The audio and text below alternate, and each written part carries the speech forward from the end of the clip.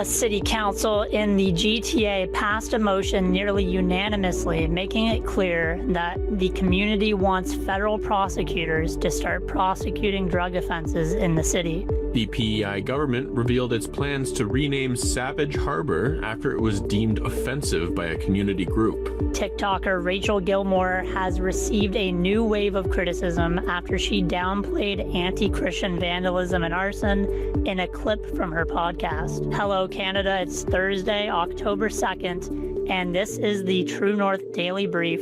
I'm Clayton DeMaine. And I'm Geoff Knight. We've got you covered with all the news you need to know. Let's discuss the top stories of the day and the True North exclusives you won't hear anywhere else.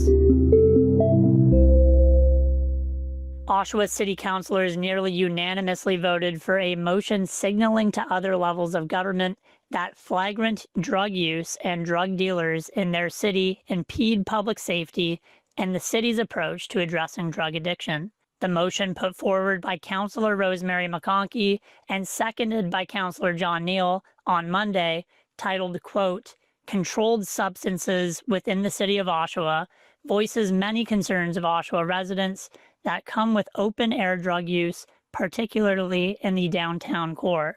McConkey nicknamed the motion, quote, "Seize the drugs to save our city." The motion passed in a 10-to-1 vote. The motion notes that the flagrant use and availability of drugs in Oshawa are, quote, "reducing the quality of life for law-abiding residents, impeding the recovery efforts of those using services to get off drugs, and attracting drug dealers." The motion argues that drug dealers freely selling in the community attracts greater crimes, including both physical and property violence, and fosters an overall unsafe environment for children. A similar motion was killed before it went to a vote in June after Councillor Derek Giberson raised a procedural issue with the motion. The previous motion attempted to ask federal prosecutors and noted that police may arrest and prosecute drug-related offenses due to many of the same concerns. The Public Prosecution Service of Canada Desk Board says prosecutions for possession of controlled substances, quote, "will generally be reserved for, quote, extreme cases or in accordance with a community's efforts to address consumption of illicit substances." The, quote, "seize the drugs to save our city" motion notes that the PPSC desk book states that, quote, "simple possession in areas in the vicinity of places frequented by children or young persons and, quote, "that poses a heightened risk to a community's efforts constitutes a, quote, serious manifestation of the offense and could lead to prosecution." The federal prosecutors did not respond to True North's request to comment on whether they would now commit to prosecuting drug offenses in light of the motion. So, Geoff, this motion effectively nullifies any excuse for the federal prosecutors not to prosecute drug offenses in Oshawa, but why didn't the previous iteration of the motion pass?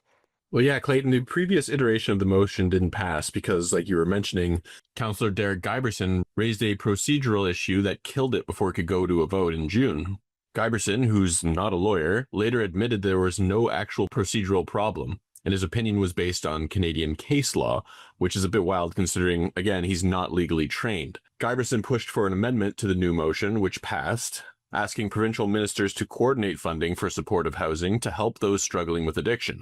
But despite that, he was the only one to vote against the final motion, "Seize the drugs to save our city," which passed 10-to-1 on Monday. Marty Gobin, a downtown Oshawa lawyer, commented on Facebook that Giberson's move was a, quote, "classic case of delaying tactics to protect a status quo that's failing our community." This suggests Giberson's actions were more about maintaining the current approach rather than addressing the urgent need for change. The new motion effectively removes excuses for federal prosecutors not to act, given the PPSC desk book's criteria for prosecuting simple possession in high-risk areas. But Giberson's earlier intervention shows how internal politics can stall progress, even when the community's safety is at stake. Prince Edward Island's government plans to rename Savage Harbour as part of an initiative to remove derogatory place names. Residents are being invited to suggest new names. The government's press release said, quote, "The government of Prince Edward Island launched the Geographic Naming and Renaming Program in response to a national call by the Geographical Names Board of Canada to review and revise place names deemed offensive or harmful. The Geographical Naming Advisory Committee, made up of PEI residents and community representatives, will lead the process." 3 in-person engagement sessions will be held for community members from next month through December, before voting on the final new name for the community in Bay.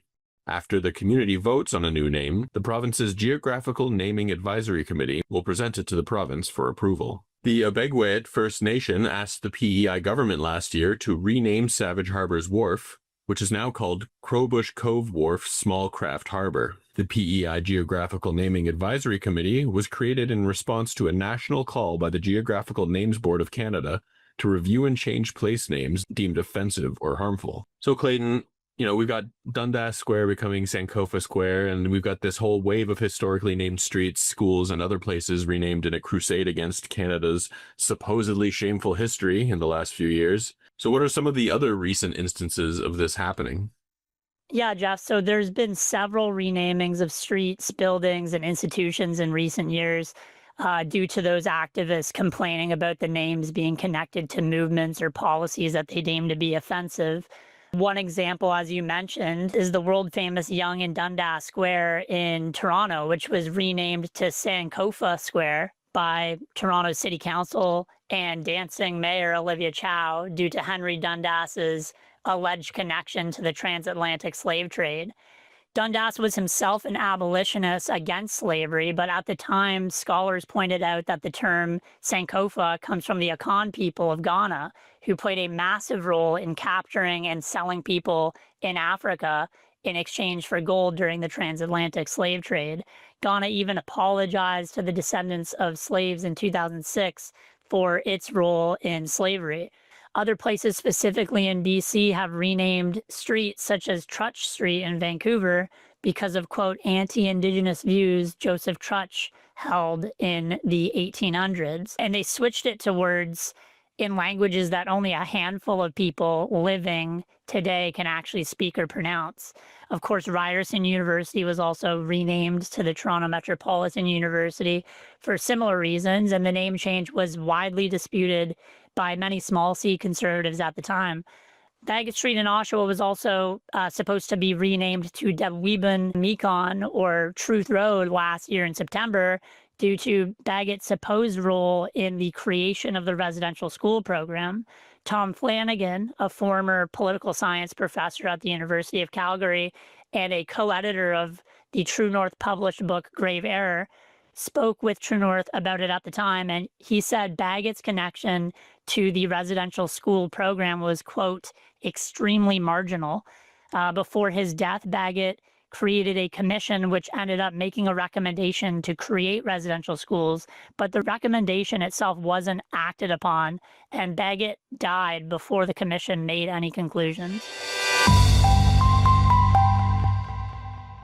A progressive TikTok personality is drawing backlash after laughing and sipping wine during a now-deleted live stream where she dismissed warnings of rising anti-Christian hate in Canada as, quote, exaggerated and complicated. The video of the live stream, which circulated on social media this week, featured activist Rachel Gilmore reacting to Conservative leader Pierre Poilievre's recent comments about the wave of arsons and vandalism targeting Christian churches across the country. Poilievre, during a press conference on Monday, said 100 churches have been attacked since 2021 and vowed to crack down on hate-motivated crimes targeting Christian Canadians. During her live stream, Gilmore challenged the figure and questioned the motives behind the concern. And I'm aware churches have been burned, but I think that that's pretty complex, especially when you put it into context with the I don't know why all of those churches were burned, and it's also not happening at the rate that people are saying. Like Poilievre said today, it was more than 100, 24 confirmed instances over 3 years. And that's with something like, I think Pam Palmater said there's about 12,000 churches in the country. And also, like, we have seen situations where certain folks will say that like a church was burned, but it was like being converted. It was like I remember there was one instance where it had been already deconsecrated because it was being sold for like condos, and there was like some issue with the insurance. So, like it's complicated. Like not every single instance of a fire in a church is something you can link back to those feelings of grief and rage.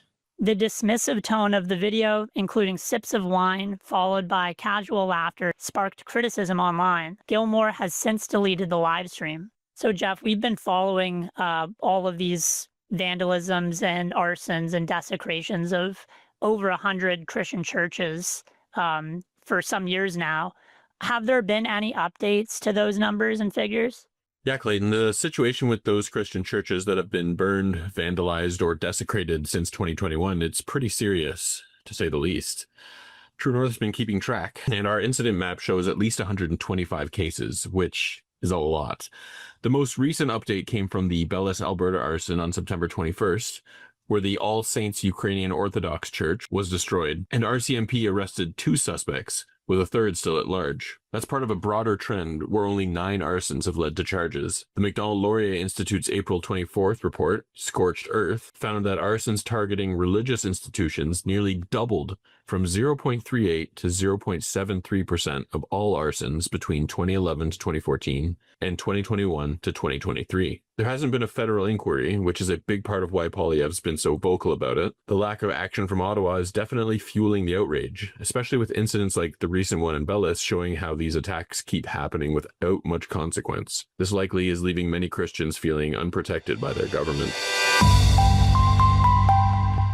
That's it for today, folks. Thanks for tuning in. You can stay on top of new episodes every week by subscribing to the Daily Brief on iTunes and Spotify. Also, while you're at it, make sure to hit us with a 5-star rating and please leave a review.